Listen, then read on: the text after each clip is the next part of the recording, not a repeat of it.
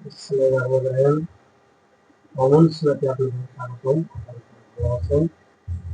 যদি আমার চ্যানেলটি ভালো লাগে অবশ্যই সাবস্ক্রাইব করে পাশে থাকবেন।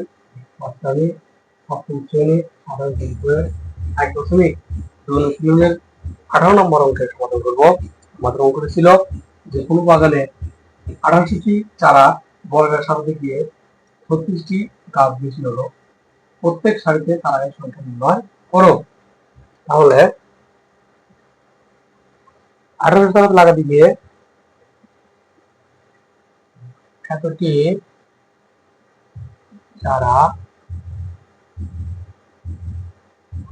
লাগাতে গিয়ে 36টি চারা যেহেতু বেশি হলো, অতএব চারা গাছের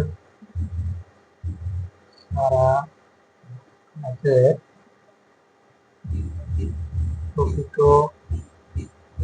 সংখ্যা হবে 18টি চারা লাগাতে গিয়ে 36টি চারা যেহেতু বেশি হলো, অতএব চারা গাছের প্রকৃত সংখ্যা হবে, তাহলে 18 বিয়োগ 36 এত কি সমান 10 থেকে 6 দিলে 4 হাতের 1 6,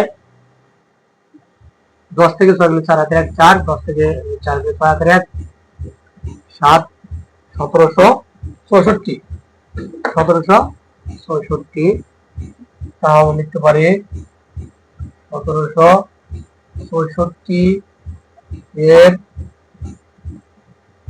বর্গমূল হবে প্রত্যেক সারিতে চারা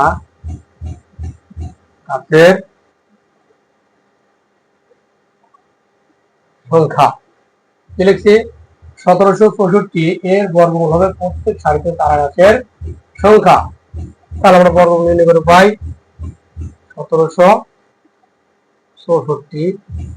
আমি এর আগে বলছিলাম যে বর্গমূল নির্ণয় করার আগে আমরা ডান দিক থেকে জোড়া তৈরি করবো। কোন দিক থেকে? ডান দিক থেকে জোড়া তৈরি করবো।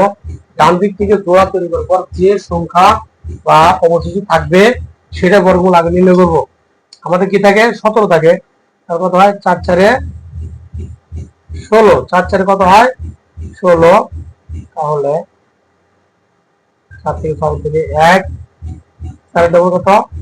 8, 4 ডবল 8, তাহলে লিখলাম 64। আমাদের বর্গমূলের শেষে কত আছে? 4 আছে। আমাদের বর্গমূলের শেষে কিন্তু 4 থাকে। 4 পেতে গেলে আমাকে হয় 2 কে 2 দ্বারা গুণ দিতে হবে, না হলে 8 কে 8 দ্বারা গুণ দিতে হবে। কারণ 2 কে 2 দ্বারা গুণ দিলে 2 দুগুণে 4, 8 দ্বারা গুণ দিলে 8 8 64 4। যেহেতু 8 বসালে বেশি হবে, সুতরাং কি 2 2 গুণ দিলে 164। অতএব